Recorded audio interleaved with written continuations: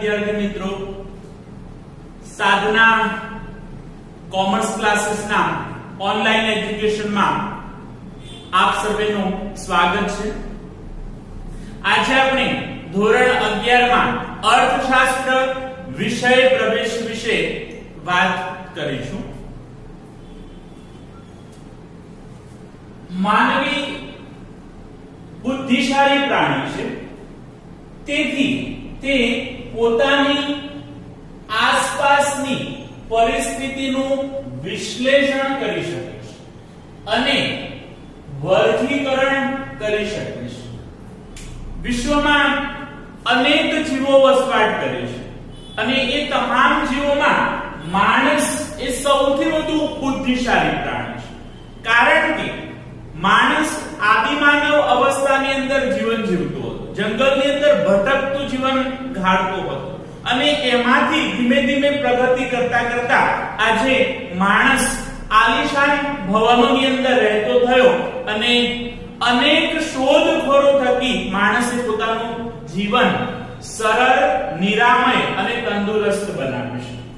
માણસ એ બુદ્ધિશાળી પ્રાણી બની શક્યો એના પાછળનું કારણ કે માણસ પોતાની આસપાસની જે પરિસ્થિતિ છે એનું વિશ્લેષણ કરી શકે, એની સમીક્ષા કરી શકે છે, એના માટે સારું શું છે અને ખરાબ શું છે એ બાબતનો એ અનુભવ કરી શકે છે એ પરિસ્થિતિમાંથી। એની સાથે સાથે વર્ગીકરણ પણ કરે છે, એટલે કે એને જે અનુભવો થયા એ અનુભવોને, એ ઘટનાઓને, એ બાબતોને જુદા જુદા ભાગમાં વહેંચી શકે છે, જેના કારણે એને યાદ રાખવામાં સરળતા રહે અથવા તો સહેલાઈથી એ જે તે બાબતને સમજી શકે। માનવ જીવન સુખરૂપ ચાલે તે માટે માનવીએ વ્યવસ્થા ઊભી કરી છે, જેમ કે સમાજ વ્યવસ્થા, રાજ્ય વ્યવસ્થા અને અર્થવ્યવસ્થા। માણસનું જીવન સુખરૂપ ચાલે, આનંદપૂર્વક પસાર થાય, સારી રીતે જીવન જીવી શકે એ માટે માનવીએ એક સિસ્ટમ ઊભી કરી છે, એક વ્યવસ્થા ઊભી કરી છે, જેના કારણે માણસ કોઈ પણ પ્રકારના અવરોધ વગર પોતાની વ્યવસ્થા ચલાવી શકે। એ વ્યવસ્થાની અંદર સમાજ વ્યવસ્થા, સમાજને ટકાવી રાખવા માટે, સમાજની પ્રગતિ માટે માણસે જે વ્યવસ્થા બનાવી છે એને આપણે સમાજ વ્યવસ્થા તરીકે ઓળખીએ છીએ।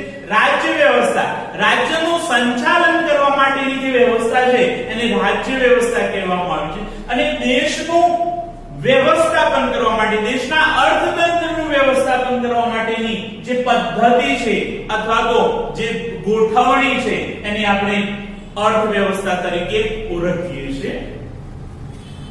આ વ્યવસ્થાને સમજાવવા માટે, પેઢી દર પેઢી ચલાવવા માટે અને વ્યવસ્થામાં ઊભા થતા પ્રશ્નો અને સમસ્યાના ઉકેલ માટે માણસે વિવિધ શાસ્ત્રોની રચના કરી છે। માણસે આ વ્યવસ્થા બનાવી છે, એ વ્યવસ્થા એ દરેક વ્યક્તિ સમજી શકે એ માટે શાસ્ત્રની રચના કરી છે। પેઢી દર પેઢી આ જે વ્યવસ્થા છે એ ચાલી શકે, દરેક પેઢી આ વ્યવસ્થાનો ભાગ બને અને આ વ્યવસ્થા આવનારી પેઢી સુધી પહોંચાડે એ માટે અને વ્યવસ્થાની અંદર માની લો કોઈ પ્રશ્ન ઉભો થાય કે કોઈ સમસ્યા આવે તો એ સમસ્યાનો ઉકેલ કેવી રીતે લાવવો એ માટે માણસે અલગ અલગ પ્રકારના શાસ્ત્રોની પણ રચના કરી છે। આદિ યુગમાં એટલે કે પ્રાચીન સમયમાં માણસની સામે કોઈ પ્રશ્ન આવે અથવા તો કોઈ સમસ્યા આવે તો એવા સમયે એ યુદ્ધ કે લડાઈનો સહારો લેતો, એટલે કે માણસ કોઈ પણ સમસ્યાનો ઉકેલ માટે એ કાં તો યુદ્ધ કરતો અથવા લડાઈ કરતો, જેનાથી એને એવું લાગતું કે સમસ્યાનો ઉકેલ આવી જશે, પરંતુ યુદ્ધ થયા પછી પણ એ સમસ્યાનો ઉકેલ આવતો ન હતો, એ માટે એને યુદ્ધ છોડી અને નવા રસ્તાઓ અપનાવ્યા। જેમ જેમ માણસની અંદર સમજણ આવતી ગઈ, જેમ જેમ માણસનો વિકાસ થતો ગયો, એમ એમ સમસ્યાના ઉકેલ માટે શાસ્ત્ર શાસ્ત્રોનો ઉપયોગ કરવા લાગ્યો અથવા તો એનો બુદ્ધિપૂર્વક ઉકેલ લાવ્યો. શાસ્ત્રોની અંદર પણ તમામ પ્રકારની સમસ્યાઓનું સમાધાન આપવામાં આવ્યું છે. માટે માણસ એ શરૂઆતમાં લડાઈ થી સમસ્યાનો ઉકેલ ન આવતા એ શાસ્ત્રોનો સહારો લેવા લાગ્યો. ધીમે ધીમે પોતાની બુદ્ધિથી પોતાની સમજથી એ સમસ્યાનો ઉકેલ મેળવવા લાગ્યો. અર્થશાસ્ત્ર એ માનવીની આર્થિક સમસ્યાઓના ઉકેલ માટે તથા માનવીની ના આર્થિક વર્તનનો અભ્યાસ કરતું શાસ્ત્ર છે. આર્થિક સમસ્યાઓના ઉકેલ માટે પોતાના આજીવિકા માટે ભરણ પોષણ માટે જે સમસ્યાઓ આવે છે એ સમસ્યાઓના ઉકેલ અંગેનું શાસ્ત્ર એ અર્થશાસ્ત્ર છે. એની સાથે સાથે માનવીના આર્થિક વર્તનનો અભ્યાસ કરતું શાસ્ત્ર છે. માણસ જે આજીવિકા માટે અર્થ માટે જે વ્યવહારો કરે છે જે વર્તન કરે છે એ વર્તનનો અભ્યાસ એ અર્થશાસ્ત્રની અંદર થાય છે. આ એનો સાદો અર્થ છે. આપણે અર્થશાસ્ત્રનો અર્થ સમજીએ. 2 માર્ક્સ ની અંદર પૂછાય કે અર્થશાસ્ત્રનો અર્થ આપો તો આપણે આ પોઈન્ટ લખી શકીએ કે અર્થશાસ્ત્રનો સાદો અર્થ અર્થનું શાસ્ત્ર. હવે અર્થ શબ્દ આપણે સમજીએ કે અર્થ એટલે શું. અર્થશાસ્ત્રનો સાદો અર્થનું શાસ્ત્ર છે. આ શબ્દ એ મૂળ સંસ્કૃત શબ્દ અર્થ ઉપરથી બનેલું છે. સંસ્કૃત ભાષામાં અર્થ શબ્દના ઘણા બધા અર્થ થાય છે એટલે કે અનેક અર્થ થાય છે. પરંતુ એમાંનો એક અર્થ છે ઉદ્દેશ. કશુંક મેળવવું કશુંક પ્રાપ્ત કરવા માટેની જે પ્રવૃત્તિ છે એને આપણે અર્થ તરીકે ઓળખીએ છીએ. માણસ કંઈક મેળવવા માટે કંઈક પ્રાપ્ત કરવા માટે જે પ્રવૃત્તિનો સહારો લે છે અથવા તો જે વ્યવહાર કરે છે એને આપણે અર્થ કહીએ છીએ. જે આધુનિક આર્થિક અર્થ સાથે એ વધુ સુસંગત છે વધુ જોડાયેલો છે. આ સંસ્કૃત ભાષાનો મીનિંગ થયો. ફરીથી એકવાર રિપીટ કરું છું કે અર્થશાસ્ત્રનો સાદો અર્થનું શાસ્ત્ર. આ શબ્દ એ મૂળ સંસ્કૃત શબ્દ અર્થ ઉપરથી ઉતરી આવે છે.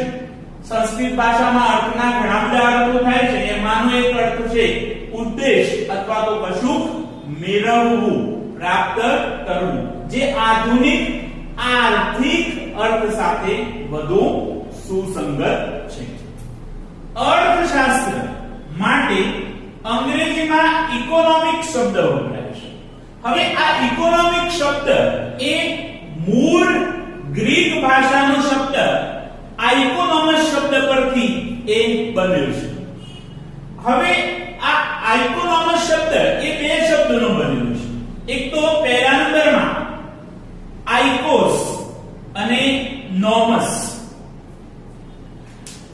પ્રાચીન ગ્રીક દેશની અંદર ઘર વખરી અને સરસામાન કે જે વ્યક્તિગત માલિકી ખાનગી માલિકીનો છે તેને આપણે ઓઇકોસ તરીકે ઓળખીએ છીએ. ફરીથી એકવાર રિપીટ કરું છું કે ઘર વખરી સરસામાન કે જે વ્યક્તિગત માલિકીનો હોય પોતાની માલિકીનો હોય એને પ્રાચીન ગ્રીક ભાષામાં ઓઇકોસ તરીકે ઓળખવામાં આવતું. ઘરના સરસામાનનું વ્યવસ્થાપન કરવાની રીતને નોમસ શબ્દ તરીકે ઓળખવામાં આવતું. એટલે કે જે ઘરની અંદર સરસામાન હોય અથવા તો જે ચીજવસ્તુઓ હોય એનું વ્યવસ્થાપન કરવું એની ગોઠવણી કરવી એને આપણે નોમોસ તરીકે ઓળખતા. તો આ અંગ્રેજી અર્થ થયો. અર્થશાસ્ત્રને અંગ્રેજીમાં ઇકોનોમિક્સ તરીકે ઓળખવામાં આવે છે જે મૂળ ગ્રીક ભાષાના શબ્દ ઓઇકોનોમસ તરીકે ઓઇકોનોમસ શબ્દ પરથી ઉતરી આવ્યો છે.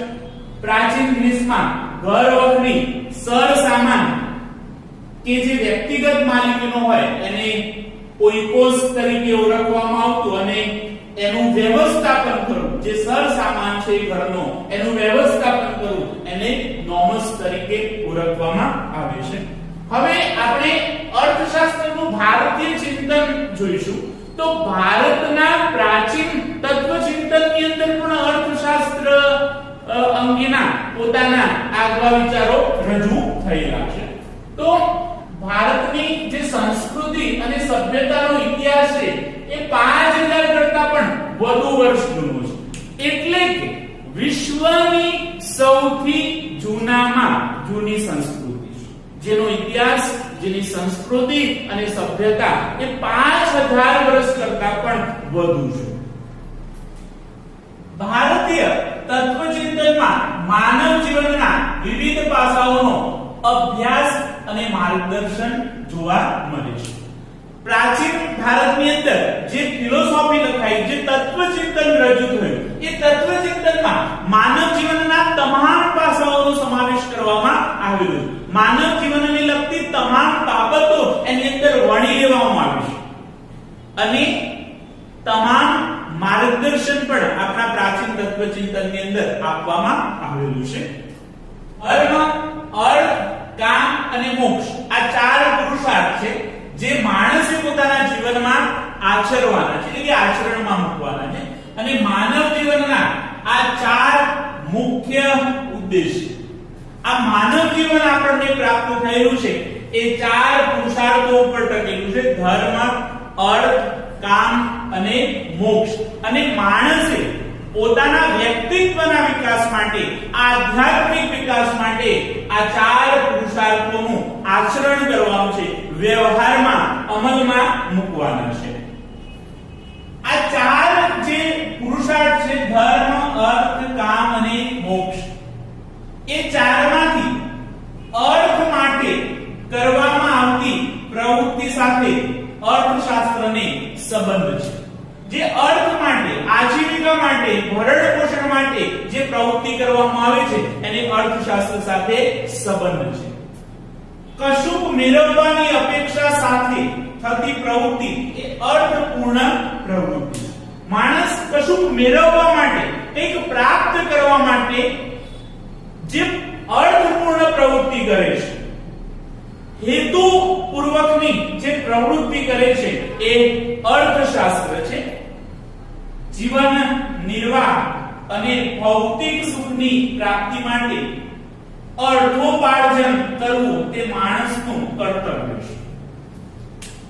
જીવન નિર્વાહ એટલે જીવનનું ભરણ પોષણ કરવું, પોતાના પરિવારનું ભરણ પોષણ કરવા માટે જે પ્રવૃત્તિ કરવામાં આવે તેને આપણે જીવન નિર્વાહ તરીકે ઓળખીએ છીએ. અને ભૌતિક સુખની પ્રાપ્તિ માટે, ભૌતિક સુખ એટલે જેને આપણે નરી આંખે જોઈ શકીએ છીએ એવા સુખ, જેમ કે મોબાઈલ, ફ્રીજ, ટીવી, તો આ ભૌતિક સુખની સગવડો છે. તો આ ભૌતિક સુખની પ્રાપ્તિ માટે અર્થોપાર્જન, અર્થનું ઉપાર્જન એટલે કે જે કમાણી કરવામાં આવે છે, જે પ્રવૃત્તિ થાય છે એ અર્થશાસ્ત્ર છે.